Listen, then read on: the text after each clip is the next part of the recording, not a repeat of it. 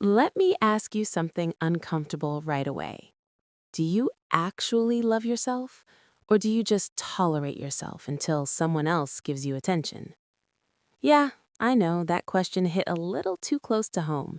Because when people talk about self love, they usually show bubble baths, vacations, skincare routines, and someone journaling with perfect handwriting. But here's the truth no one talks about. Self-love is not pretty. It's awkward. It's boring sometimes. And honestly, it can be really annoying. We've been sold this idea that self-love feels good all the time, that once you start loving yourself, life suddenly becomes calm, confident, and Instagram-worthy.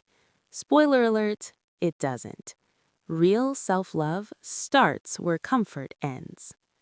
Here's the part nobody tells you.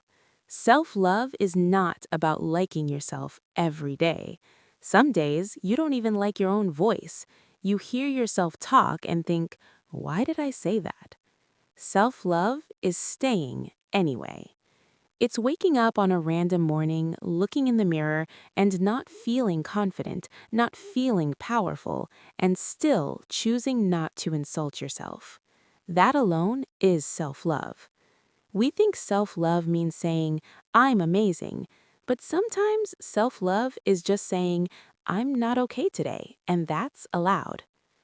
Think about how you treat your phone. When it's low on battery, you don't yell at it. You don't say, you're useless, why are you like this? You charge it. But when you are low on energy, you suddenly become your own worst enemy. Self-love is learning to recharge instead of self-destruct. And here's another uncomfortable truth. Self-love will make you lonely at first. Yep, nobody warns you about that. When you stop chasing validation, when you stop explaining yourself to people who don't listen, when you stop begging for bare minimum effort, some people won't like the new you. Not because you changed into someone bad, but because you stopped being convenient. Self-love means choosing peace over people sometimes. And yes, that can feel lonely. But loneliness from self-respect hurts way less than loneliness inside a crowd that doesn't value you. Another thing nobody talks about, self-love requires discipline, not motivation, discipline. Loving yourself doesn't mean doing whatever feels good in the moment. It means doing what's good for you long term. It's going to bed instead of scrolling till 3 a.m. It's saying no to plans when you're exhausted without feeling guilty. It's eating food that helps your body, not just your emotions. And let's be honest, sometimes self-love feels boring. There's no applause for choosing sleep, no dramatic music when you don't reply to a toxic message, no trophy for walking away quietly. But your nervous system notices, your future self notices, and that matters more. Now here's a big one. Self-love doesn't mean you'll never doubt yourself again. You will, often. You'll still overthink, you'll still compare, you'll still have moments where you feel like you're falling behind in life. Self-love is not the absence of insecurity.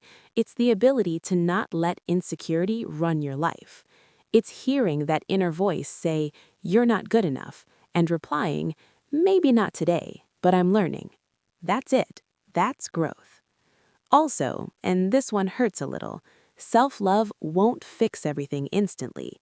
You won't suddenly heal years of pain in a weekend.